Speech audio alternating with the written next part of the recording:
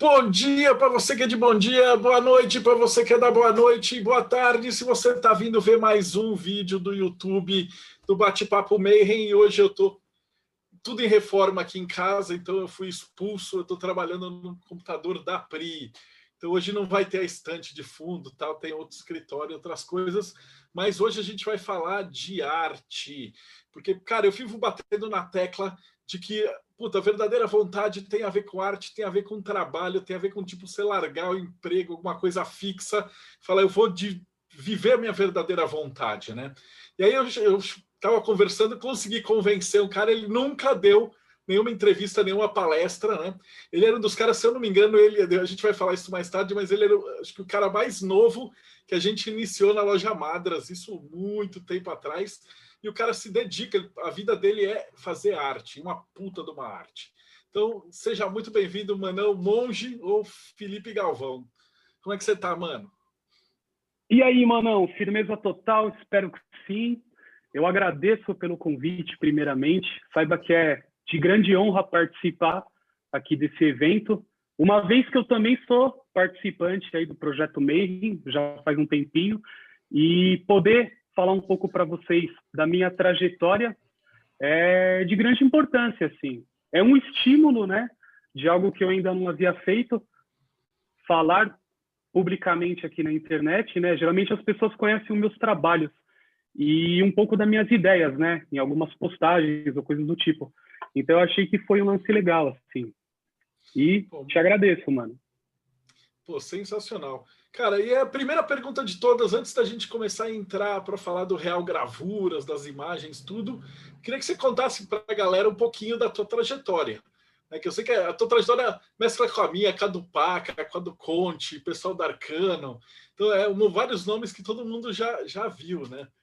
Que é o pessoal velho de guerra. Mas você era da nova geração da Madras, né? A galera novinha. Só como é que você começou? Como é que você entrou na arte e no hermetismo? Bom, é o seguinte, eu preparei uma história agora para poder contar. E essa história fala sobre verdadeira vontade, que eu acho que é o foco do que a gente está procurando aqui. E ela é dividida em 3 partes, né? Que é o símbolo, a jornada e as obras. Ou a forma, o significado e a função. Então, para começar, eu deixo claro que, na minha opinião, arte e magia fazem parte da mesma esfera, né? E o que elas têm em comum para mim, assim, é a comunicação. E a minha jornada, ela está intrinsecamente ligada à linguagem, né? Ao ato de falar exclusivamente. Porque tem muita gente que não sabe, mas eu sou gago. Eu sempre tive dificuldade para falar, travava bastante, e isso foi uma pauta na minha vida, assim, por muito tempo, né? E a forma que eu consegui me libertar desse tipo de limitação foi através da arte. E para sintetizar isso tudo, eu preparei um exercício prático de criatividade e tudo que eu fizer hoje estará amparado por esse símbolo. Então, eu peço a vocês que abram a mente e tentam seguir com criatividade dentro disso que eu vou passar.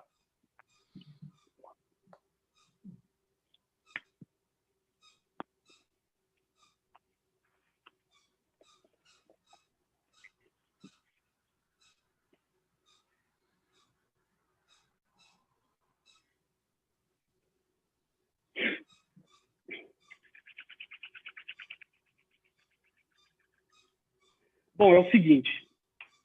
Quando você me convidou, você falou que era para falar sobre arte, sobre magia e verdadeira vontade, né? Então, o que eu fiz? Eu peguei essas palavras aqui e meditei sobre elas. Pensei o que poderia significar, né? Como eu poderia contar a minha história através desses detalhes. E aí, eu reduzi essas palavras em iniciais para que eu pudesse cortar um pouco daquela base do intelecto e deixasse mais claro, né? Para que eu pudesse atravessar todo um percurso e atingir aquilo que eu procurava, que até então era oculto, que é justamente um símbolo oculto, né? Então, eu percebi que juntando as letras havia esse sinal, né? Eu falei, pô, dá para começar por aqui, que é justamente essa imagem aqui, que agora estará presente durante essa apresentação. E aí eu fui extraindo dessa imagem várias ideias, né? Então, eu separei elas por pontos, né, para que eu pudesse criar ganchos, né, criar eixos, né, formas de localizar essa ideia, né? Que pode significar várias coisas, como 7 cores do arco-íris, 7 orifícios na cabeça, 7 linhas da Umbanda, 7 mares, 7 notas musicais. Assim, vai além ao infinito, né? Mas o interessante é que nesse momento eu percebi algo que eu ainda não havia passado, ainda não tinha passado, né, na minha mente, que é a ideia de que o vitriol também tem 7 letras, né? E o vitriol, ele significa, né? Eu acho que é interessante falar, para quem ainda não conhece, que é um puta axioma alquímico, né? Que significa visita interior a terrae, rectificando, invenias oculto, lapidem. Que nada mais é do que o quê? Você visitar o centro da Terra, retificar a ponto de encontrar a pedra oculta, né? O lance interessante disso é que isso esconde toda uma fábula, que se refere à ideia de você encontrar a si mesmo, né, viajando ao seu interior. Aí você se retifica, limpa as suas arestas, e aí você consegue seguir em frente com maior habilidade, né? Mas eu falei, não, dá para ir mais além disso tudo. E eu falei, nossa, são as 7 artes liberais, né? Que são compostas pelo trivium e pelo quadrivium, que é a lógica, a gramática e a retórica, sendo o trivium. A música, a aritmética, a astronomia e a geometria, sendo o quadrivium, né? E aí, com essa expansão de conhecimento, você munido de várias ferramentas, eu percebi que aconteceu algo, né? Surgem novas ideias, há uma multiplicidade, que eu chamarei de mitose.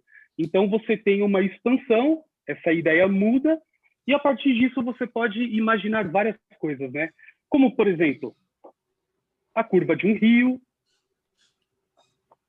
2 camaradas que se trombam, uma cobrinha, que pode ser o fogo serpentino,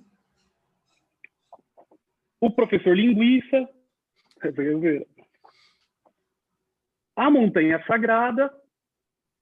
E aí, com essa quantidade de informações, né, pode surgir um monstro, né, dentro de toda essa situação, que é tipo quando você se sente mal por não entender algo. Eu acho que muita gente aqui já deve ter passado pela situação de estar numa prova e, de repente, você fala, puta, me sinto um bosta porque eu não estou conseguindo processar aquilo que eu estudei por um longo tempo.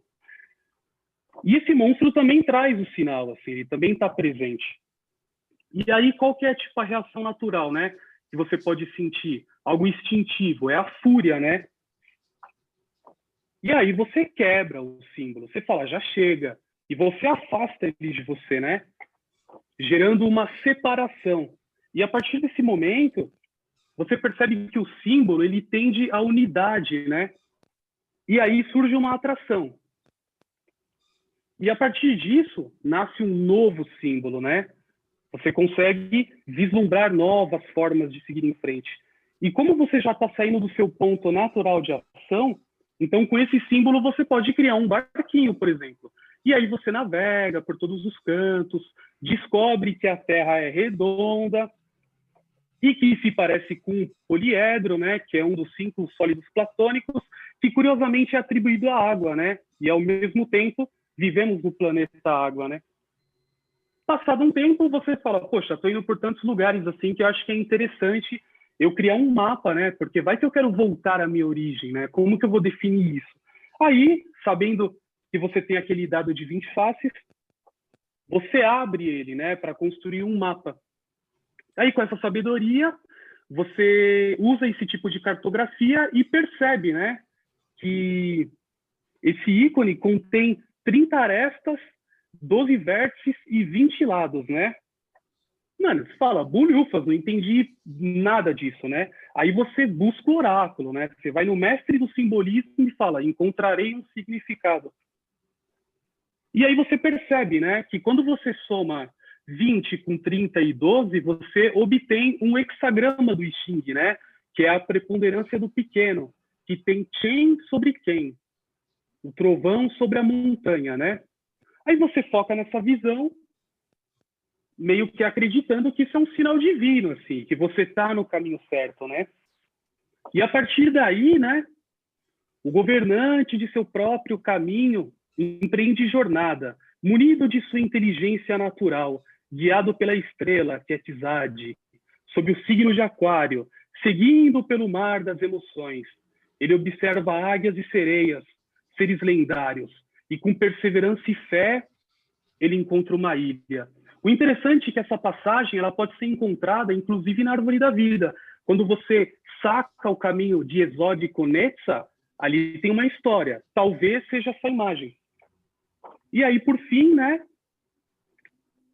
você tem a ilha, né, tão aguardada. E o engraçado é que quando eu fiz esse desenho, eu não reparei no símbolo de Júpiter aqui, né? E eu fiquei pensando, o que pode ter a mais nisso, né? Eu falei, pô, o símbolo de Júpiter, ele é o maior planeta do sistema solar, né? Ele representa autoridade, sabedoria, razão.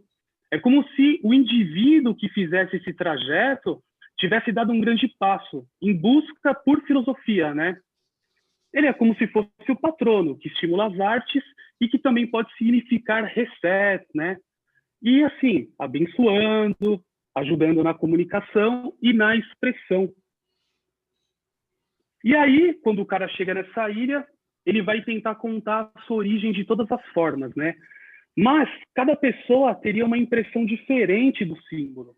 Então, para facilitar, ele, vendo a dificuldade de se expressar e fazer entender, resolve contar essa história de uma outra forma, tentando lembrar tudo o que passou e talvez qual seja o motivo, né, da sua disfunção na fala.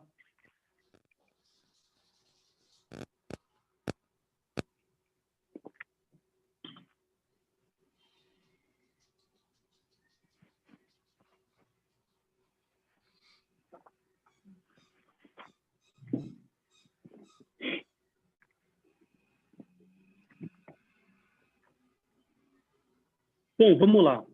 A minha história, ela começa com a minha lembrança mais antiga, quando nasce o pirata. E, navegando pelos novos ambientes, eu me deparo com a maior das dores.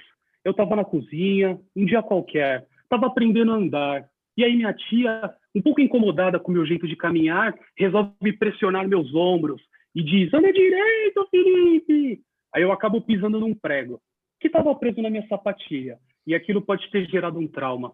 Passando pouco tempo, meu pai falece, minha mãe começa a trabalhar fora e eu passo muito tempo com meu avô. Ele é a figura do artesão na minha jornada. Ele veio da roça, filho de Orozimbo, que era filho de escravos. Por isso falava muito sobre liberdade.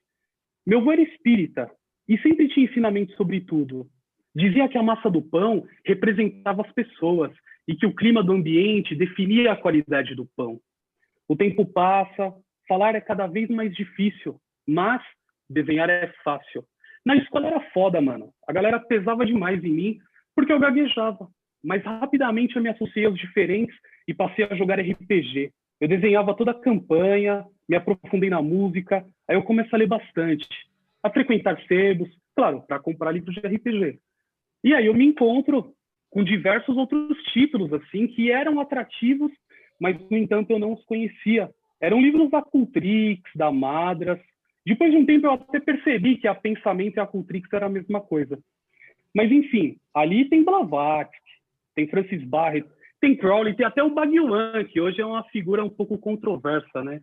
Mas, assim, sempre guiado pelas figuras. Aí, com o aumento do repertório, aumenta a rede de amigos, até que surge uma figura importante, que é Mestre Racine. Ele se casa com a minha prima e no meu aniversário ele me dá um Xing. Aquele livrão estava além das minhas forças. Deixei de lado. Aí eu sofro um acidente, quebro o meu joelho, passo meses na cama. Desenhar é a minha única forma de fuga. Eu vi praticamente as 4 estações da janela. Curado e voltando às ruas, com aquela vontade enorme de me expressar, eu começo a fazer grafite, a frequentar show, passo a fazer fanzines e acabo entrando numa banda. Que eu era fã, inclusive. Eu era aqueles cara chato que ficava subindo no palco e catando o microfone. Aí, no final das contas, o cara me chamou para a banda. Aí eu viajo bastante. O meu maior medo, que era falar, agora estava sendo transmutado. Agora eu estava lá no palco. Quando se fala em gutural, mano, a gagueira desaparece. E assim, se alguém que está aí assistindo é gago, muda um pouco o tom de voz, que você vai perceber como você dá uma enganada, assim. Claro, na sua mente, não nos outros. E aí, nessa época, por volta dos 17 anos, eu vou morar sozinho, aí eu estou conseguindo driblar, né, a disfunção da fala com várias técnicas, autodidatas e fonoaudiológicas. Porque, assim, é importante também ter um amparo técnico. Aí eu passo a ver o mundo de uma forma linear, conseguir identificar aquilo que me trava. Passado um tempo, eu descubro que mestre Hakim Al-Halaj, mano, o nome completo, é professor de Kung Fu. Aí eu posso treinar com ele, todo dia às 4 da madrugada. Era foda, eu tinha que ir a pé. Mano, não tinha busão, eu já ia meditando no caminho, assim, demorava 1h20 para chegar. Mas, enfim, um ponto interessante disso é que eu acabo aprendendo o taoísmo com ele. E aí eu sigo estudando aquele velho Xing que estava lá empoeirado, agora ele está em atividade. Aí eu fui fazer comunicação visual, passo por vários empregos, nenhum tem a ver com arte. Até que eu chego na relojaria. E ali eu começo a gravar. Só que um dia antes, eu quebro minha mão. Aí eu falo para os caras, mano, não importa, pode deixar que eu vou aprender a escrever com a mão esquerda, mesmo com essa cara de otário, mano. Porque você vai começar a trabalhar e um dia antes você se mete numa furada? Isso é um negócio complicado. Mas, enfim, lá eu gravava alianças, placas de homenagem. Isso me ajudou muito a ler as pessoas, a sua fisionomia, a caligrafia, porque eram centenas ao ano, né? A loja ficava num shopping, tinha um movimento bom, então a chance de você ter tipo um comparativo era grande. Mas eu ganhava pouco, e aí eu resolvi arrumar um segundo emprego. E foi duro, assim, foi uma fase complicada, né? Porque você tem vontade de abrir o seu próprio negócio porque você vê que os caras estão levantando vantagem em cima de você e você fala, não, já chega. E aí, cara, o dinheiro começa a entrar, eu tô começando a juntar uma grana, começo a comprar as coisas, tal. E assim, eu me sinto no auge da empolgação. A minha casa começa a ser construída e a magia se torna prática. Tudo aquilo que eu estudei, eu queria pôr em prática. Até que um amigo me apresenta o Fábio Bellini. E numa discussão pesada com ele sobre várias ideias, assim, ele diz: você nunca vai entrar numa ordem. Eu fico puto, mano. Eu não aceitava aquilo de jeito nenhum. Se fosse necessário, eu ia nascer de novo. Aí eu voltei para os sebos, de vez em quando na livraria, quando sobrava uma grana, e aí eu estudo a exaustão. Filosofia, religião, hermetismo. Eu comecei da base da retórica, com Platão, Aristóteles, Pitágoras. Eu queria estar na Ágora junto com o Bellini. Eu queria chamar ele para treta, para falar, pergunta aí, mano, você vai me tirar agora? Mas aí eu perdi a vontade, assim. Eu falei, porra, mano, o cara foi uma firmeza, mano. Ele me deu, assim, um start que, no final das contas, mudou toda a minha vida, assim. Foram uma média de 8 meses, assim, que eu fiquei estudando com o propósito de confrontar uma pessoa. Para falar, não me chame de burro mais, sabe? E aí, no final das contas, ele acha isso da hora, tal. Aí ele me apresenta para o Wagner. Na época, eles trabalhavam juntos. E aí, ele me convida para Madras, né? Mas ele falou assim, ó, mano, não me faz passar vergonha. E lá na Madras, os caras chamavam o Bellini de Exu, mano. E eu tinha a maior preocupação com isso. Eu falava, caralho, o maluco é um Exu, mano? Tá louco? Encarnado assim? E eu não entendia se isso era zoeira ou se isso era sério, né? Mas no final das contas, o cara é um mestre foda. Aí eu fui iniciado e fudeu, mano. Eu comecei a encontrar os caras dos livros. Aí eu pego amizade logo com o Adriano. Eu tinha lido já todos os livros dele, né? E o cara me incentivava demais, mano. Ele falava, não, faz, faz, faz. Ele era tipo assim, um grande empurrão, assim, né? E também tinha outros caras que eram bem inspiradores, né? Um deles que me marcou bastante é o Gerson Magdaleno, que hoje ele é grão-mestre aqui em São Paulo. E quando eu estava começando a gravar, ele falava, ô, monge, é legal, cara, você pode melhorar um pouco isso, né? De repente ver outros produtos, tentar algo diferente, assim. Meio que a dica dele, assim, era tipo uma dica administrativa, sabe? E tinha uns caras foda também, que nem... o Carlos Conte, por exemplo, é uma pessoa que eu nunca perguntei nada para ele. porque o cara é de uma sabedoria imensa. Então, tudo que ele falava já era um presente, assim. Você já... Meu, ele falava assim, ó, ponha o café aqui. Você falava, nossa, mano, deve ter um propósito nisso tudo, assim. Mas, brincadeira à parte, assim, foi uma fase muito bacana, assim. Lá tinha uns caras legais. E aí, nesse meio tempo, eu ainda tava com 2 trampos. Aí eu resolvo ficar só no aeroporto, né? Que esse era meu segundo trabalho. E ali eu trabalhava como agente de proteção da aviação civil. Aí eu me torno operador de raio-x e aí acontece uma parada interessante nesse caminho, né? Um dia eu tô lá, de boa, e aí me aparece o Akira Kushida. Para quem não sabe, esse cara, ele canta a música do Dairon, que é lá daquela série Jaspion, né? Que, por sinal, foi a primeira música que eu aprendi na minha infância, quando eu não conseguia falar direito, né? E eu conseguia cantar essa música inteira, né? Aí eu cheguei perto dele, assim, sabe, pedi uma licença e comecei assim, ó. Jaku no takura mi nigashi wa shina izo enjin full power. Aí o Akira Kushida, cara, ele olhou para mim assim, ó, e o japonês, quando fica, tipo, agoniado, ele soltou um som assim, e eu falei, nossa, ele vai falar, o cara é doido, mano, tá louco? Vim aqui no Brasil, o cara me recebe cantando minha música de 30 anos atrás. Foi uma música feita no ano que eu nasci, inclusive. Mas não, mano, ele respirou fundo assim, e aí ele falou, Hagari no wakusei, garasu no wakusei, kiri no kete, seiji no chikara wo shirasete yaro unda, kozumi kurashu. Mano, eu quase morri, assim, ó. Eu levantei os braços e gritei, Dai, Leon! Meu, e aí eu me liguei, assim, saca só o que significa essa letra, mano. Atravessando planetas de aço e planetas de vidro, irei alertar-vos sobre a força da justiça. Libertar raio cósmico! Naquele momento, curiosamente, eu estava com um livro na mão que era do Robert Anton Wilson, que é o Cosmic Trigger, o gatilho cósmico. E esse livro, ele me despertou várias ideias, assim, e eu estava numa onda de total frequência, assim, com sincronicidade, né? E aí eu falei, meu, é um sinal isso daí, eu tenho que tomar uma decisão. O cara, mano, ele vem lá do Japão, eu sinto o poder latente, assim, dentro de mim, e aí eu me transformo no gigante guerreiro. Foi foda, mano, foi foda. Aí eu pensei assim, não, é um sinal para eu fazer arte.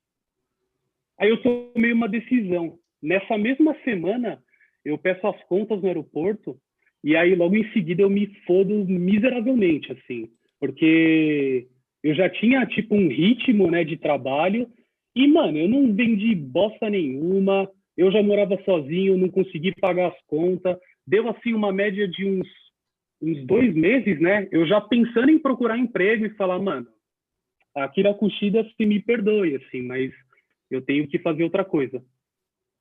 E aí, fudido e mal pago, minha mãe me liga. Já fazia uns dias que eu não falava com ela, e ela deu uma olhada assim lá no Diário Oficial, que é um negócio que ela não costuma fazer normalmente, né? E ela falou, Felipe, você passou num concurso público, eu acho. Eu acabei de ver seu nome aqui. Dá uma olhada nisso daí. E eu nem lembrava direito. Era um concurso que eu tinha prestado fazia, tipo, uns 2 anos, assim. Achei que até que tinha caducado, né? E aí eu fui lá e me apresentei. Isso era uma quinta-feira. Aí na sexta-feira era o último dia de apresentação. Aí beleza. Eu acabo entrando, né, num cargo lá na prefeitura como controlador de acesso na área da saúde. Aí eu passei por hospitais, pelo albergue, que é foda, cara. Quando você trabalha com albergue, você conversa com tanta gente que, meu, parece que sabe, que a vida dessas pessoas assim é tipo um filme. Aí por fim eu fico numa UBS, na UBS Secap, lá em Guarulhos. E ali eu desenhava demais, era mó tempo livre. Aí eu aproveito para entrar no curso de engenharia mecatrônica e pego o necessário, mas eu vejo que não era minha praia aquilo. Eu resolvo abandonar tudo. Peço até, tipo, a exoneração lá do cargo, que deixou todo mundo meio chateado na família, porque onde já se viu, é mó difícil entrar num concurso. Você entra e você fala, foda-se, vou embora, sabe? E aí eu começo com o Real Gravuras oficialmente. E é engraçado, porque dessa vez deu certo, sabe? E eu fico um ano solo, assim. Desço umas ladeiras de longboard, até que minha namorada, ela vai morar em Rio Claro. E aí eu resolvi também. Até porque Rio Claro é uma cidade foda, mano. Para quem vive aqui na Cidade Cinza, o interior é muito atrativo. Principalmente quando você tem pensamento artístico, assim, porque você tem ali um âmbito de inspiração muito alto. E é uma calma que talvez eu nunca tivesse visto se não fosse morar lá. E tem um detalhe interessante também, né? Porque eu estava andando pela Unesp e aí eu me deparei lá com o departamento de ecologia no Instituto de Biociências e eu senti, foi uma das primeiras vezes que eu senti algo do tipo uma projeção do futuro, assim, né? E eu falei, não, eu vou estar aqui, mano. Não tem outro jeito, né? E aí, no final das contas, minha casa fica pronta, eu boto para alugar e aí eu começo o curso de ecologia lá na Unesp. E aí eu fui preparado já, eu dei uma pesquisada, o meu foco era comportamento, né? Então, eu foquei em etologia, em antropologia, em genética, evolução, e aí eu me encontro com arte rupestre, que era uma parada que eu nunca tinha dado atenção antes, e eu olhei e falei, não, essa parada é foda. E com espeleologia também, né? Que é o estudo das cavernas. E aí nessa fase eu passo a organizar dados, porque no ambiente acadêmico é bem interessante que você se coloca numa condição que parece muito mais fácil lidar com uma pesquisa ou coisa do tipo. Eu creio que seja o ambiente em si ele é tão imersivo, porque os cursos lá eles são integrais, né? Então você fica vivendo, mano, o tempo inteiro estudando. Isso daí é uma puta experiência, né? E aí a minha arte começa a crescer, mesmo trampando só de noite, porque eu ainda tinha que dar uma sobrevivida lá no interior, né? Então eu acabei tendo que fazer esse sacrifício, assim. Como eu ainda não tinha certeza que o negócio ia ser foda, ia dar certo, eu falei, mano, é melhor eu ter uma formação da hora aqui para, se me apertar, eu fazer alguma coisa, que aí pelo menos eu fico salvo, né? E aí surge uma oportunidade foda, né? Que é quando a Zippo ela resolve lançar aqui no país uma série de perfumes, né, que parece um isqueiro. E aí os caras me convidam para isso. Isso foi um sinal foda. Eu falei, caralho, os caras sabem que eu tô fazendo isso assim, porra, vou entrar nessa. E aí eu faço algumas coisas com eles. Tem outras perfumarias que me chamam, né? Então eu acabo trabalhando com a Dior, com a Ferrari. E assim, eu era meio sem grana. Não era um cara que tinha muitas muitas oportunidades, né? Então, para mim, pegar mais de um avião no mesmo dia era algo inalcançável. Quando eu comecei a fazer isso com a minha arte, eu fiquei impressionado. Eu falei, nossa, mano, fudeu, assim, eu vou além, né? E assim, com todo esse, assim, sabe, com todo esse impacto, né? Eu acabo recebendo também, assim, uma notícia muito boa, que é a seguinte, surge uma premiação pela Semana de Combate da Semana de Combate ao Tabagismo, daqui do país, né? E isso me gera uma publicação internacional, que é quando eu saio na revista Arquive. E, assim, é uma puta revista, referência em publicidade, em propaganda e tal. Aí eu falei, nossa, mano, tô indo além, perdi o controle, assim, daqui é só crescer, né? Mas aí acontece uma parada foda, porque eu acabo entrando numa crise, assim, né? Numa crise fodida, assim. Eu fico pensando, tipo assim, como pode você estar tão legal, você tá feliz, tá tudo acontecendo, e ao mesmo tempo você se sente mal, né? E eu tentei compreender qual que era o motivo disso tudo, né? E eu primeiro pensei, é o pêndulo, mano. Você primeiro vai lá em cima, depois você desce a montanha-russa pelado, assim. Você fala, meu, agora segura a bronca, né? E aí eu tive que tomar uma decisão, né? Porque eu queria ter a certeza se seria uma boa eu sair da área acadêmica, que não ia me dar, assim, nenhuma composição dentro da arte, né? Ou se eu buscava seguir uma arte pura, né? Um negócio mais visceral, assim, né?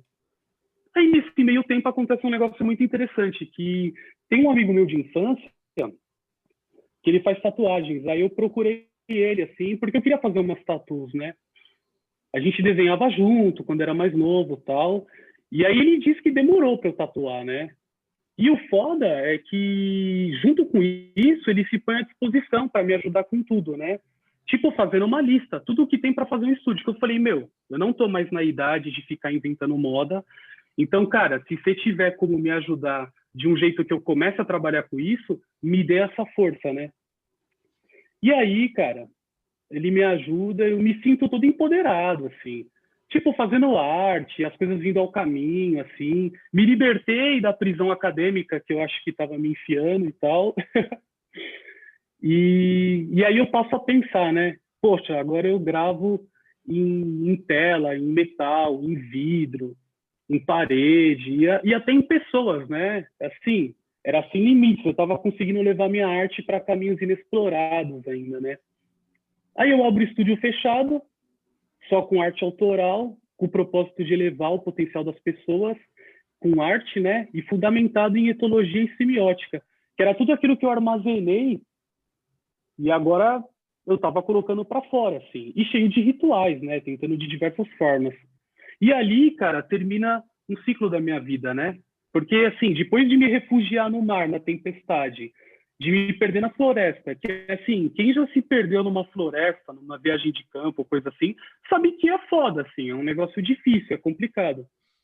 E ter entrado, tipo, numas cavernas, assim, eu falei, nossa, acho que tá na hora de voltar para São Paulo, sabe? Eu acho que tá na hora de, sabe, de trazer o tesouro. Fui transformado de alguma forma. Aí termina nesse ciclo, né? A gente faz a mudança. E aí, na hora de ir embora, eu pego uma estrada, assim, junto com a Natácia. E nesse momento, eu sinto tipo um monomito, sabe? Quando você fala, meu, acho que eu tô vivendo a jornada do herói, assim. São várias etapas que tá passando e olha o que tá acontecendo, né? Aí eu chego aqui em São Paulo e logo em seguida recebo a oportunidade de expor lá na Paper Night, na Universidade do Papel. Aí eu aceitei o convite, mesmo sem ter nada para levar. Eu passei dias desenhando, assim, ó, de 10 a 14 horas por dia, né? Até que eu descobri um padrão. E ali eu vi magia pura. Eu senti que eu tinha um estilo de arte, finalmente. Eu fui reconstruído como obra. E após assim, aquela exaustão, né? Foi tipo uma catarse. Eu entendi que há um ritmo e um padrão, sabe? E que era algo repetitivo na minha trajetória.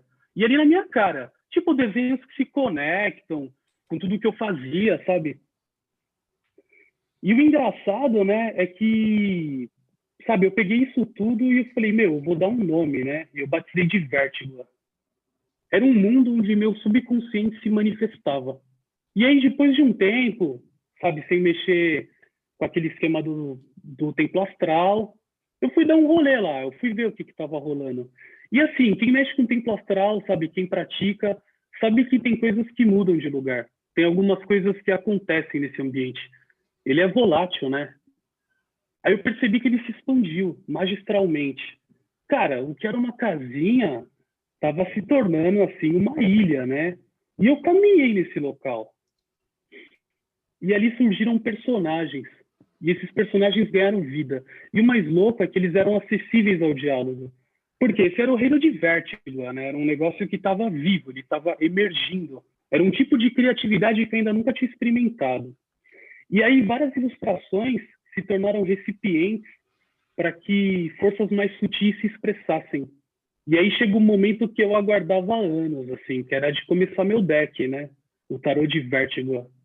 Eu sempre acreditei que essa é a maior oportunidade que um artista tem de realizar sua obra. E aí, logo em seguida, eu chego à marca de 2.000 isqueiros vendidos, que era um sonho que eu tinha definido anos atrás. E aí eu entendi que a minha verdadeira vontade é transmitir figuras.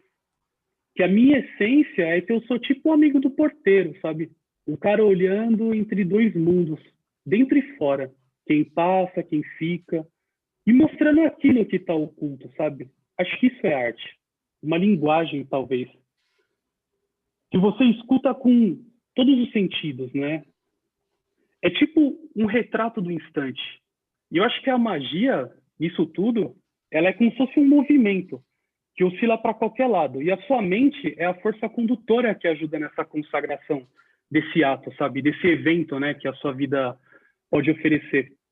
E para mim isso é como, sabe, é como colonizar mentes, né? Porque as imagens geram uma rede, um ponto de força de conexão artística. Se isso é real ou não, sinceramente não me importa. E a consciência dessa estrutura na sua mente já é uma metáfora fortíssima, sabe? Para você poder abastecer qualquer que seja a motivação. Eu penso que é como você observar um psicodrama em formação, né? São criação de mundos, né? São mundos internos que eles se expressam, né? Dentro daquele território que você está inserido. Eu acho que é como controlar os estados de consciência. E eu acho que isso que molda a sua realidade. E arte, para mim, é isso. Desperta emoção. E a magia, para mim, acho que ela necessita de emoção, sabe? E para você reprogramar o seu universo pessoal, cara, é uma combinação perfeita, sabe? E é isso. Esse é o momento que eu estou agora. Pô, é a combinação perfeita. Você já deu até a definição, que eu ia perguntar agora o que é magia para você. Você já se adiantou. Bom, aí você fez a Real Gravuras e você trabalha com a criação do que exatamente? Mostra para o pessoal. Eu já sei do que você está. Cansei de fazer coisa contigo e sou grande fã dos seus produtos. Cara, eu então fico muito a gente vai contente. trabalhar um pouquinho, meio que explicar, né? Como é que você faz a passagem da ideia para o material? Eu sei que você trouxe umas imagens para te ajudar aí. Isso. Eu posso fazer uma introdução antes de entrar nesse detalhe, já Claro. que mostra, né, as imagens, que é o seguinte, para mim, mexer com arte, né, assim, no papel do artesão, quando você tem um item para você trabalhar, você tem uma conexão com aquilo, né? Então, para mim, trabalhar com a arte, seja através da pintura, da gravura ou da tatuagem, é como se eu tivesse algo para falar, né, para alguém. E naquele movimento, né, naquele ato, existe todo um conjunto assim de fatores que vão dar força para aquilo, né? Que envolve assim a sua bagagem e entre outros detalhes técnicos como postura, respiração, coisas do tipo. Criando todo esse ambiente, você gera uma criatividade que ela é totalmente diferenciada. E aí você consegue colocar, né, através da sua sensibilidade técnica, aquilo no material. E o meu papel hoje qual que é? Boa parte do meu trabalho ele está relacionado às pessoas que pedem algo para eu fazer, né? Então, elas têm uma ideia e precisam de alguém para traduzir aquela ideia. E é ali que eu me encontro. Ou tem pessoas também que têm um produto pronto, falar, reproduz para mim esse desenho, coisas do tipo. Então, assim, eu trabalho muito em cima da repetição, porque eu tenho vários modelos assim de produtos prontos que eu faço incessantemente, assim, na medida que vai saindo. Mas o profundo disso é que eu acredito que a cada peça há uma particularidade. E não sei se essa era a resposta adequada, mas acredito que seja isso. O ponto-chave daquilo que é transportar o que está em mim para fora é justamente a minha atividade de um jeito assim muito simples, né? Talvez a minha influência da cultura oriental, do Zen, me traga justamente essa perspectiva de que eu estou apenas realizando um trabalho que vai deixar muita gente feliz, sei lá, um presente, uma realização pessoal, o que for, mas ao mesmo tempo, para mim, eu sou apenas um canal. Então, eu tenho algumas ideias e boa parte dessas ideias eu me expresso em artes que muitas vezes eu não divulgo, que é onde eu me realizo pessoalmente.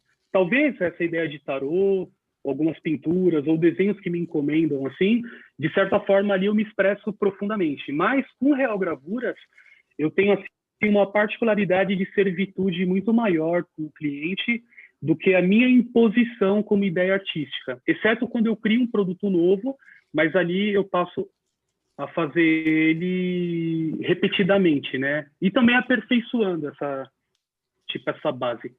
Mas acho que fica fácil também, porque, poxa, eu falando assim parece que eu sou conhecido, mas eu estou começando, né? Eu tive apenas golpes de sorte, assim, que me colocaram onde eu estou. Então, acho que seria legal mostrar, né, umas imagens e tal. Vamos lá.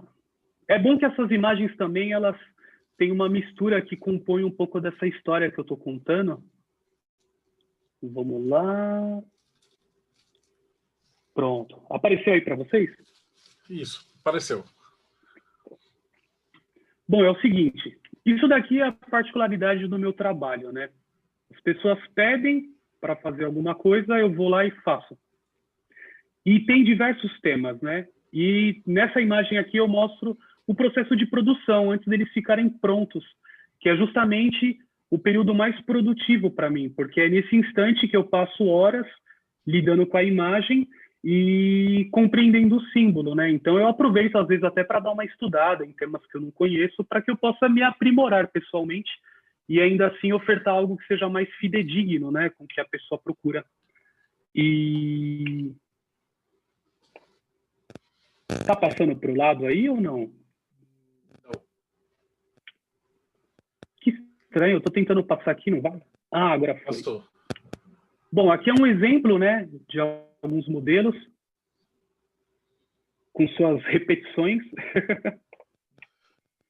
Eu tenho uma gratidão muito grande, assim, para o pessoal da Umbanda, por exemplo, porque eles são uma parcela forte, assim, dos meus clientes, né? Então, eu acabo trabalhando com muitos modelos, assim, relacionados à espiritualidade e tal. Isso me permitiu ter um contato também, assim, sabe, com as entidades com um certo carinho e respeito, né? Principalmente porque muitos desses trabalhos acabam indo para terreiros, né? Ou para templos, coisas do tipo, assim, isso é bem interessante. Aqui tem algumas peças, né, que assim, eram para ser peças únicas, né, mas as pessoas acabam pedindo para fazer mais, e são peças que tiveram um nível de desafio muito alto, né, para que eu pudesse reproduzi-las, e se tornaram peças que eu tenho um certo carinho, assim, né, porque elas envolvem um estudo simbólico muito forte. Tem também itens, né, tanto para uso magístico ou para tipo ornamento, né, como anéis. Aqui tem mais alguns modelos, né, para a galera que é do hermetismo, do ocultismo, assim, acabam procurando. Esses daqui eu acho interessante de fazer, porque traz a chance de falar de algo que realmente faz parte da minha vida, assim, né, um tipo de caminho que eu aprecio. Aqui mais alguns modelos, né, tem algumas coisas diferentes que a gente faz às vezes. Ó, isso daqui acho que você conhece, hein, Marcelo? Esse aí é 2016, esse aqui acho que é o seu. Esse é o meu, vermelhinho. É o que eu uso no meu altar. Aliás, esse é o meu, né? Exatamente. Aqui tem mais outros modelos. O Constantine, que é esse daqui, é o que eu mais faço. Quase todo dia eu tenho que fazer um Constantine. Antes eu tinha uma certa tristeza de repetir esse isqueiro incessantemente. O Constantine hoje ele já alcançou mais de 700 unidades, né? Então chega uma hora que você faz de olho fechado, assim. Mas eu acabei pegando um carinho depois. Isso se transmutou também e eu até brinco, eu falo que São Bento é o padroeiro do Real Gravuras, porque o Constantine, com aquele isqueiro dele lá, me traz muita gente, sabe? Eu acho isso bacana. Aí tem as tatuagens, né? O legal das tatuagens é que eu tenho, assim, uma relação muito pessoal, assim, com essa prática, porque eu acho que no momento que eu estava apenas fazendo as gravuras, eu não tinha muito contato com o cliente, né? Você meio que pega o trabalho, produz aquilo e passa para frente. Com as tatuagens, eu tive a chance de poder trocar uma ideia, de conhecer pessoas mais profundamente, porque, curiosamente, quando você faz a tatuagem, o cara que está ali recebendo essa arte, ele tende a, sabe, a se sentir um psicólogo, assim, porque você fica deitado numa maca, você passa algumas horas, rola umas dores e tal, e aí com isso, assim, você acaba criando um laço, né? Eu sempre tive a ideia, né, que eu até brinquei durante a história, quando eu falo sobre o lance do estúdio fechado, né? Porque, assim, dentro da tatuagem, existe esse conceito, né? Tem aquele estúdio que fica rolando um som, vários tatuadores e tal, e tem o estúdio fechado que geralmente tem só um tatuador.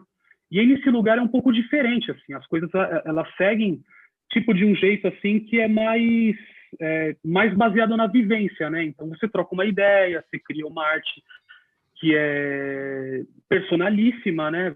Você não vai repetir essa arte e tudo mais. E aí vão surgindo várias ideias loucas, né? Que os caras tentam passar e eu vou tentando de algum jeito colocar isso, né? Tipo, no papel, isso me anima bastante. É como se eu tivesse a chance de poder fazer, assim, algumas artes que fogem do habitual, sabe? Com a tatuagem. Inclusive, tem algumas que, assim, a pessoa vem com uma proposta mágica, né? Que nem, por exemplo, essa tatuagem, ela tinha o propósito, né, de contribuir com o rapaz, assim, no ato da fala, né? Ele queria que fosse criado um símbolo que desse essa, sabe, que desse essa sugestão para ele, né? E aqui é a época da banda, né? Que eu acho que é uma parte, assim, da minha jornada artística que teve bastante importância, né? Porque, sabe, com antimídia, eu pude, de fato, falar com o próximo, né? Sem ter vergonha nenhuma, porque as pessoas, elas colavam para curtir o som, e aí você se sente forte com aquilo tudo, né? E coloca para fora. E o antimídia, sabe, tinha vários rituais, né? A gente, sabe, queimava umas TVs, tal, eu curtia entrar com umas espadas, assim, a gente passava tipo suco de beterraba no corpo, né? Então parecia que você veio de um acidente, assim, né? E tudo aquilo, sabe, criava toda uma atmosfera, assim, gerava uma personalidade forte para a banda, né? E o interessante é que o Antimídia é uma banda que já se passaram muitos integrantes, né? Era quase uma família, assim, né? Então, caras de bandas que foram proeminentes no cenário aqui no Brasil estiveram no Antimídia, né? Que nem caras do metal, que nem aqui os caras que do Centúrias. Meu, é muito louco, assim. Do Olho Seco também, que foi uma banda punk que foi muito conhecida por sinal, tal. Do Antares. E ali eu me divertia, né? A minha mãe, ela não gostava muito. Ela falava que dava uma agonia de ver, que ela falava, parece que tá possuído, mano. Você não é essa pessoa que fica, porra, gritando pra caralho, tal. Então era muito interessante esse ponto, sabe?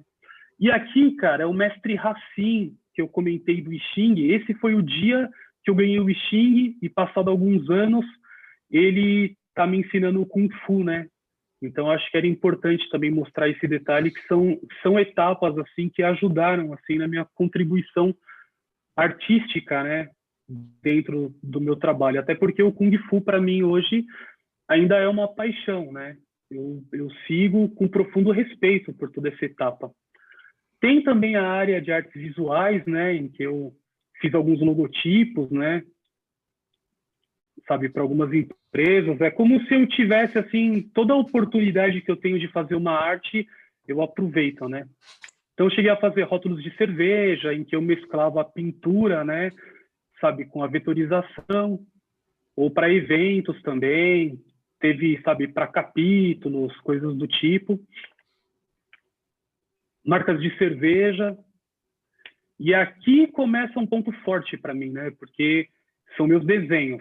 Eu acho que aqui é onde eu faço arte para mim, né? E aí eu não me importo se a pessoa pretende comprar ou não. Eu acho que aqui eu consigo exercer, tipo, a minha vontade, né? Em vários aspectos.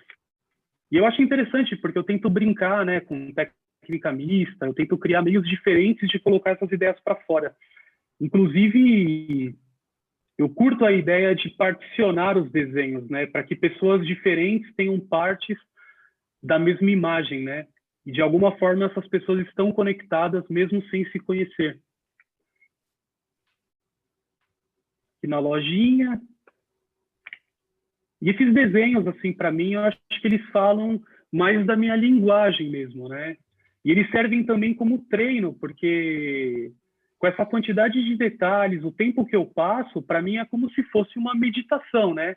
E ao mesmo tempo isso vai aperfeiçoando, sabe, a minha empunhadura para eu poder lidar, sabe, com a tatuagem, com as gravuras e tal.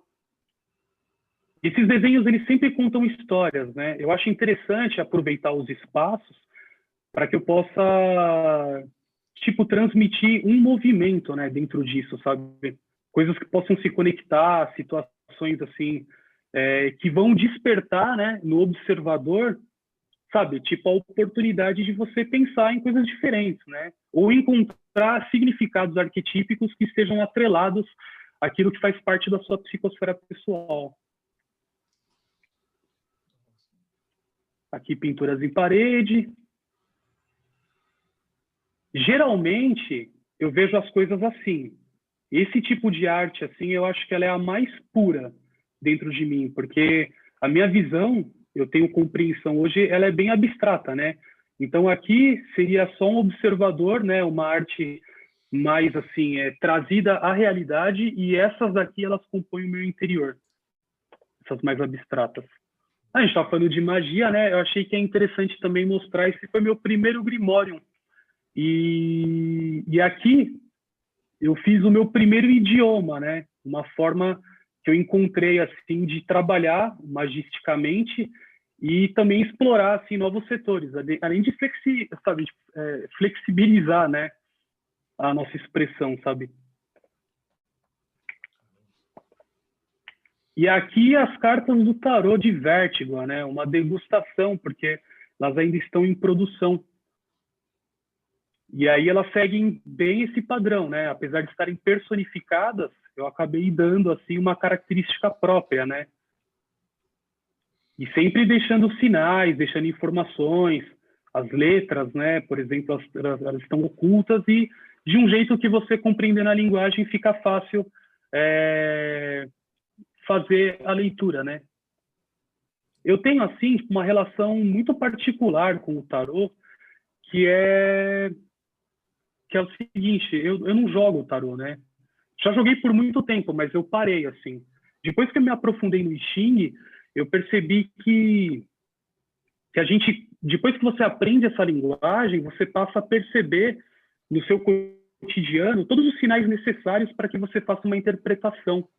E aí, a partir disso, eu descartei a necessidade de me recorrer às cartas, porque às vezes eu estou na rua, eu estou numa situação, a forma como eu encontro ali um padrão, ele pode ser significativo para que eu interprete algo. Então, hoje em dia, quando eu tenho um questionamento, eu apenas pergunto a mim mesmo e obtenho a resposta, sabe? E é engraçado isso, porque parece coisa de doido, né? Mas acho que quando você entra dentro de toda essa temática, sabe? Você compreende os fatores arquetípicos, né? Que movem todas essas obras, né, que compõem a estrutura do tarô, você vê que, na real, isso é uma representação natural do seu dia a dia, né? E aqui algumas pessoas importantes aí da jornada, né, que aqui, por exemplo, é o dia que eu entrei lá na Madras, né, com o Wagner, e esse daqui foi o dia onde eu colei grau mestre, né, que você, Marcelo, teve uma participação muito forte nesse dia aqui. Você deve lembrar, cara, você foi espertão. Claudião aí. E é assim, aqui tem o Castilho, né? Que esse cara aqui, dentro da ordem, ele foi muito importante para mim, porque ele, para mim, é o símbolo do hospitaleiro, né? Ele é o cara que eu mais vi fazer benfeitorias, e nessa época a gente estava no período de fundação da loja dos hospitaleiros de Guarulhos, que ela veio de um grupo dos e-mails lá, tipo do Yahoo, não sei se você se lembra, e acabou surgindo essa loja e depois outras. Ó o Exu aqui, ó, o Berini, o cara dele. Esse foi o dia que eu fiz a tatuagem nele, que foi uma honra poder servir ele com essa arte. O Adriano, cara, brotherzão aqui, junto. E esse daqui é um cara importante, meu. Engraçado eu colocar assim, porque tipo, até a Natácia falou, você vai colocar o Raul aí? Esse cara aqui, ele é o meu fornecedor. E ele é um chinês que fala pouco português, né? E eu acabei pegando um carinho forte por ele, porque ele tem muitos ensinamentos, né? Ele traz um pouco da cultura dele de uma forma bem visceral. O Raul, que ele tem esse nome aqui no Brasil para que as pessoas consigam chamá-lo adequadamente, ele se chama Li Yin. Ou seja, o nome inteiro dele tem apenas 4 letras, se for romanizado. E o Raul, cara... Ah, não, e um detalhe. Li dentro do I Ching, né, quando você lida ali com os trigramas, é o fogo, né? E o Raul, ele é o cara que me traz todos os isqueiros. E o engraçado é que isso faz parte de uma tradição dele, porque o pai dele trabalhava com lenhas, e o vô também. Então, eles vêm de uma linhagem que se trabalha com fogo, sabe? E ele me explicou que na China isso é muito comum, assim. Ainda existem muitos chineses que seguem a profissão da família e eles se sentem empoderados por isso, como se eles trouxessem toda uma bagagem tradicional em cima daquilo que eles executam, sabe? E aqui essa imagem, ela retrata os diversos personagens, né, que eu fui nesse meu passado em que eu contei a história, que são, assim, como se fossem figuras arquetípicas para mim, porque eu percebo uma diferença muito grande, assim, né, em várias etapas. Lembra que eu falei do prego lá no início da história? Graças àquele prego lá, eu fiquei caminhando um bom tempo com essa bota ortopédica, que era um saco, mano. Então, por isso que eu coloquei essa imagem aqui, porque eu vivia meio cara de chorão por conta disso. E aqui, cara, eu acho que esse daqui é o mago de verdade, sabe? Porque aqui nesse momento eu acho que ainda não havia nenhuma roupagem, né? Essa é a época que eu começo a desenhar. E nesse dia, quando essa foto foi tirada, eu não olhava para a foto porque eu estava assistindo TV. E minha mãe falou que estava passando Jaspion na TV, né? Então, faz esse eixo de conexão aí com o Akira Kushida e tudo mais, tal. E, por fim, esse daqui é meu vô. Esse é o verdadeiro artesão, sabe? Eu me sinto um sucessor dele, né? Porque por mais que ele trabalhasse com pães, né? Ele foi padeiro a vida inteira. Ele é a base estrutural, assim, de toda a ideia que eu tenho hoje sobre comércio, sobre tratamento com o cliente, sobre conhecimento pessoal, né? A ideia de você saber quem você é para que você possa escolher seus caminhos. E o seu Oliveira aqui, ele é um grande mestre, né? Ele já se foi, uma grande pena, e teve um fenômeno interessante no dia da partida dele, que foi o seguinte: nessa época eu ainda estava lá em Rio Claro, né? Foi alguns anos atrás. E eu estava com a galera, tipo, numa república, e eu sentia um negócio engraçado, assim, né? Eu tinha olhado, assim, lá pro corredor, e tinha um feixe de luz lá da janela que iluminava uma parte. Eu falei, vou lá desenhar uma cruz, assim, né? Vou fazer uma arte da hora, assim, na parede. Porque quem já viveu em república sabe que a parada é uma zona, assim. Você pode catar uma caneta e dar uma arrastada lá, que a galera vai falar, da hora, mano, vamos mostrar quando tiver festa, sabe? E aí eu fiz esse desenho, e aí o pessoal falou, nossa, cara, que coisa estranha, mano, mó bagulho fúnebre você fez. Geralmente você desenha umas pirocas, os caras aloprando assim, você desenhou isso. Eu falei, não, cara, acho que combina, deu assim todo um aspecto interessante nisso. E aí, passado uns 5 minutos assim, eu recebo a ligação, né, de que meu avô havia partido. E aí eu fui fazer o meu papel, né, de acompanhar a partida dele durante o funeral e tudo mais, porque eu fui o primeiro neto dele, né? Então eu me senti naquela condição de recepção de toda essa causa, né? E aqui é uma degustação, assim, né? É uma ideia de como funciona a minha mente, sabe? Como funciona a ideia, sabe, lá do tarot de vértigo, dessa psicosfera toda.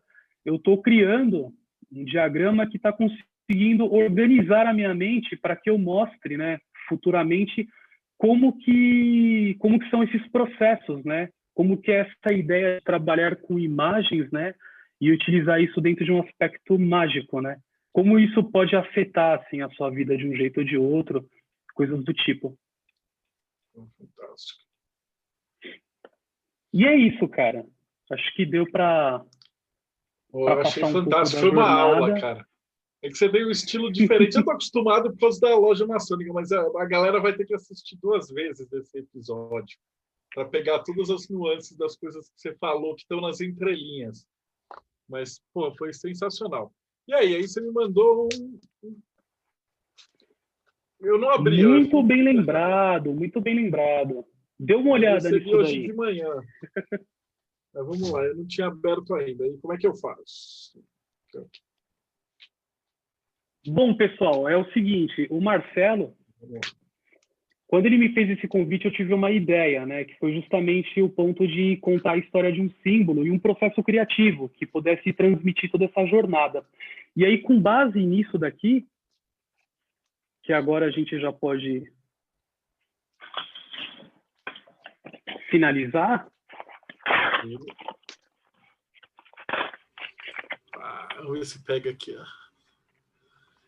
Eu criei uma peça, né, para que essa peça simbolizasse esse dia e contasse um pouco dessa história através de símbolos, né? E se alguém tiver vontade de ver esse desenho, depois dá uma olhada lá no Instagram, que quando eu terminar aqui, eu vou subir essa imagem e eu ainda tenho uma ideia interessante aqui para poder também agradecer, sabe, por toda a atenção aí de vocês, que eu acabo me estendendo, eu me empolgo para falar e tal. E quando vocês verem essa publicação, segue lá e marca aí embaixo o projeto Mayhem. Isso vai ser um código entre a gente. Eu vou pegar essas pessoas e eu vou colocar no sorteio. E aí depois eu dou uma filmada, não vai ter lorota não. E aí eu vou mandar uma peça de presente para algum de vocês que está aí. É uma particularidade que quem faz parte aqui do ao vivo vai poder ter a oportunidade de de participar, sabe? De repente, levar algo para casa. Massa demais. Eu ia perguntar agora, como é que a gente faz para te achar? Bom, é isso aí. Tem o meu site, que é realgravuras.com.br. Ele é um site um pouco antiquado, faz tempo que eu não mexo nele. Então, ele está com uma plaquinha lá de construção, mas tem links, tem algumas imagens, tem coisas. E pode me encontrar também nas redes sociais, né? Eu sou meio safado, às vezes eu demoro para postar as coisas, tá? Eu fico vivendo no meu mundo do desenho e estudo, então eu acabo demorando um pouquinho. Mas tá lá, é Felipe Gravura no Instagram. Tem 2 Instagrams. Um é o Felipe Gravura e o outro é Real Gravuras. O Real Gravuras é tatuagem e o Felipe Gravura é gravura. Beleza. E aí, quem tiver com vontade de ver um negócio diferente, pode ir lá. Eu vou colocar, então, quem está no YouTube está aqui embaixo os links que o Felipe me passou. Depois você me passa e eu já jogo aqui. A hora que sair no YouTube, a galera já dá uma conferida, dá like, que segue tudo. E a última questão de todas, que conselho que você daria para um cara que está começando, assim? Porque um monte de gente é artista, que está no meio, que desenha aquilo aí e tem medo. Né? E estava na mesma situação que você estava 15 anos atrás. Mais, cara, né? Eu tenho uma ideia sobre isso, ó. Eu acho que... Veja bem, é minha opinião, mas talvez ela seja funcional não só para lidar com arte, mas com qualquer coisa na vida. São trechos de ideias que eu aprendi com diversas pessoas que estiveram no meu caminho. Que é o seguinte, eu acho que é interessante que a pessoa tome a decisão e dedique toda a sua força para isso. Depois que você está dentro dessa jornada, você reúne referências, você conquista uma bagagem e assim vão surgir novas ideias. Eu acho que é interessante que a pessoa conheça a sua história, porque assim, quando você conhece a sua história, você vai estar praticando o conhece a ti mesmo, sabe? Isso vai te libertar de muitas dores. Você vai abandonar trauma, você vai, deixar muita coisa para trás, porque você vai ter ciência daquilo que está acontecendo. Eu acho que é importante também praticar a exaustão e tem que fazer, cara. Tem que ir para cima. Tem que fazer, porque esse negócio de esperar o momento certo, eu acho que não rola. Eu sigo aquela ideia de que feito é melhor que perfeito. E tem que escutar seu coração. Você tem que buscar um propósito, né? Você tem que seguir em frente, assim, mesmo que seja por uma pessoa, do tipo assim, eu faço isso por você, ou faço isso por mim, mas busque um propósito, né? Eu acho que isso faz toda a diferença. E jamais se esqueça, né? Disciplina é liberdade. E tem até um brocardo jurídico que eu acho muito interessante, e ele pauta a minha jornada por muito tempo, né? Que é o Pacta Sunt Servanda, que significa os acordos devem ser cumpridos. Então, eu acho que a ideia é essa, você tem que se comprometer com você, se comprometer com o próximo, seja um cliente ou uma pessoa que conviva contigo, e você tem que ir até o fim. Tem vezes que o resultado, ele vem no último minuto, ou ele vem um tempo depois, sabe? Cabe a você ter ciência dessa chegada. E eu acho que o interessante dessa jornada inteira é que muitas vezes as pessoas, elas param, né? Elas param no meio do caminho, elas mudam de ideia, mas sem um propósito adicional, né? Então eu acho que é isso. Acho que é isso. Tem que fazer, mano. Vai desenhar, vai correr, vai fazer comida, vai fazer tudo o que pode, porque assim, a gente não tem limite. Onde um ser humano chegou num estágio, sabe, que é muito impressionante. Quando a gente vê a história da humanidade, a gente percebe o quão complexo, sabe? É um ecossistema, é um ambiente, o local que a gente se encontra nesse planeta é praticamente um milagre, sabe? Quando a gente lida com essa ideia, fica muito mais fácil ver que um desafio que está assim à nossa frente, e pior, é tipo um desafio que é relacionado à sua vontade, ao seu sonho. Ele não é grande o suficiente para ser uma barreira. Na verdade, é uma pontezinha, né? E aí você segue lá e vai em frente. E orar e vigiar, mano. Oh, perfeito, Filipão. Obrigadão por tudo, pela entrevista, no sorteio. Isso aqui eu vou guardar com carinho, vai junto dos meus quadrinhos ali na minha área de trabalho, cara. Porque também, 165 entrevistas é muita coisa, cara. É muito material. Impressionante. E eu acho que, putz, o que você falar agora, cara, o pessoal tem que assistir outras entrevistas e tal. Eu te chamei aqui, o pessoal tava perguntando assim, poxa, o cara é jovem. Falei, cara, é que ele se dedicou muito. Eu já conheci o Felipe da década atrás, né? E a tua jornada eu acho que é muito legal da galera que tá começando agora ver que, porra, quando você tem a vontade e tal, e você entra no caminho do hermetismo, você consegue, né? Você rompe Sim. a barreira. Pô, valeuzão, eu vou me despedir aqui, o Rodrigo tá gesticulando aqui, então não esquece, você que tá seguindo, segue o canal, dá o seu like pra gente continuar, vamos ver se a gente cresce, a gente chega nos 40 mil lá para fazer as lives, os bagulho do YouTube.